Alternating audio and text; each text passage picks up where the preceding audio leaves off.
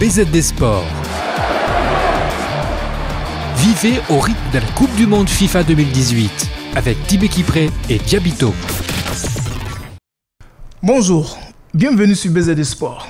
Ça y est, France-Croatie, c'est l'affiche de la finale de la Coupe du Monde 2018. Une Croatie qui vient de dominer 2-1 l'Angleterre pour obtenir son ticket pour cette finale. Bonjour Diabito. Bonjour Tibé, bonjour à tous. Vu la physionomie de ce match, peut-on dire que l'Angleterre a offert, entre guillemets, son ticket pour la première finale de son histoire à la Croatie? On n'en est pas très loin, mais on sait déjà qu'être en demi-finale de la Coupe du Monde, ça veut dire qu'on a du coffre et on mérite quand même sa place en demi-finale. Et en plus, qu'on n'ait pas à offrir une place à l'adversaire. Mais c'est tout comme. Parce que vu la physionomie du match, comme vous le dites, l'Angleterre a joué peut-être 15 à 20 minutes de ce match et après a démissionné. Ou alors par naïveté, l'entraîneur a tenu un autre discours, on ne sait pas ce qui s'est passé, mais de toute façon, il y a eu quand même des balles de break juste après le premier but à la 5e minute de jeu, but inscrit par Trippier sur balle arrêtée, donc un coup franc joliment placé. Oui. Disons que les Anglais ont passé leur temps à chercher des coups francs, des corners, des balles arrêtées comme ça. Ça a fait un peu ruse avec le football, c'est un peu comme si cette équipe était en train de ruser avec le football depuis le début de la compétition et vaincre tout le monde par balle arrêtée. C'est vrai que tout le monde est averti de l'efficacité à 80-90% sur les balles arrêtées de l'équipe anglaise, mais aussi tout le monde encaisse sur les balles arrêtées. Cette équipe a fini par être naïve de ses compétences sur les balles arrêtées. Disons aussi que l'équipe de la Croatie a mérité amplement cette victoire-là, puisque c'est une équipe joueuse qui a tenu le ballon et qui a muselé même carrément le buteur Harry Kane de la formation anglaise, sans toutefois le marquer forcément. Il y a eu des petites passes seulement en défense pour le contourner avec le ballon depuis le milieu de terrain. L'équipe croate a privé Harry Kane de ballon. Il n'a pas été servi proprement. C'est vrai que aussi à l'abordage, on a souvent reçu le virevoltant attaquant de la formation anglaise qui n'a pas pu en tout cas donner des solutions à ses attaquants. C'est finalement ça qui a pesé sur l'équipe anglaise parce qu'on comptait trop sur lui. Début, on va dire, si dans ce match, quand tu marques à la 5e minute et que tu t'offres 4 occasions d'un but que tu ne les concrétises pas, est-ce qu'on a envie de demander qu'est-ce qui a pu faire la différence? C'est justement pour ça que je parle de cet attaquant anglais, Raheem Sterling, qui n'a pas donné beaucoup de solutions à ses coéquipiers. Finalement, on s'est dit, il est celui qui porte beaucoup plus le ballon, il est celui qui provoque plus. Peut-être qu'il y aura des fautes sur lui, on ne sait jamais. Il provoque des corners, c'est vrai. Il use les défenses. Justement, mais il est le seul à le faire. Finalement, il est usé, il est épuisé.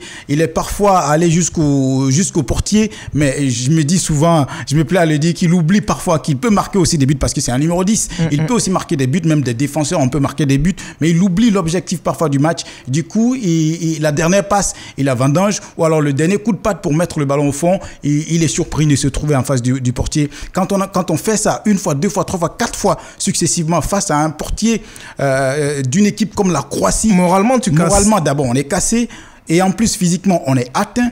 Et on ne donne pas beaucoup de solutions non plus à l'entraîneur Gareth Southgate qui, lui aussi, je peux l'accuser d'avoir été un tout petit peu naïf puisque là, il a misé sur Raheem Sterling alors que au moment où il fallait jouer à deux avec Marcus Rashford, et il fait sortir Raheem Sterling. Il aurait pu le garder en fait. Voilà, il aurait pu le garder et lui adjoindre Marcus c'est ce que Rashford. Nous disions, oui.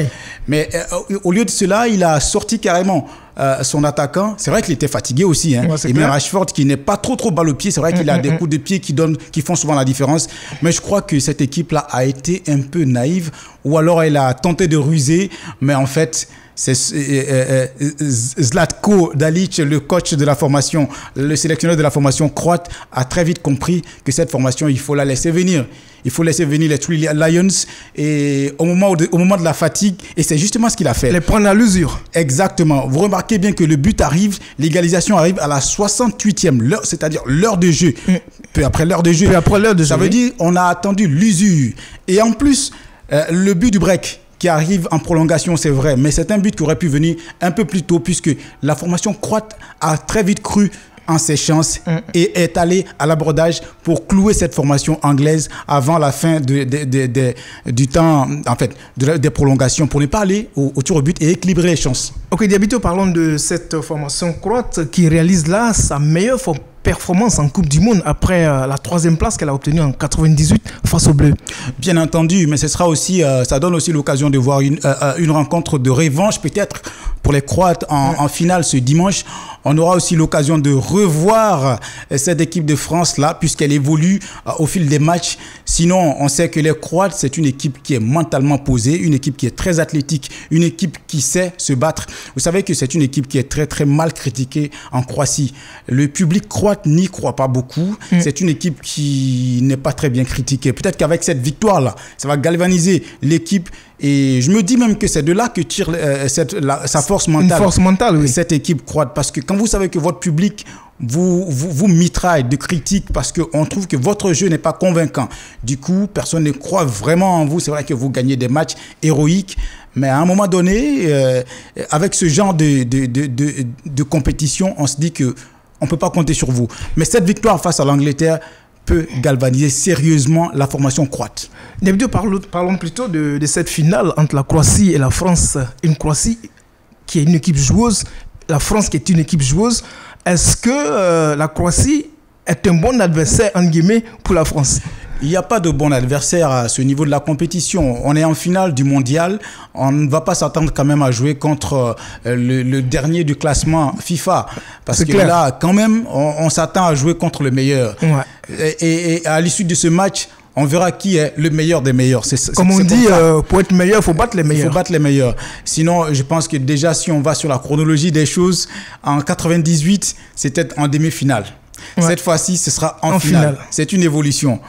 La logique voudrait que celui qui a gagné en demi-finale gagne également en finale pour que autre chose se répète dans 20 ans encore. Mais attention, c'est le football. Il n'y a pas de logique. Il n'y a pas de logique.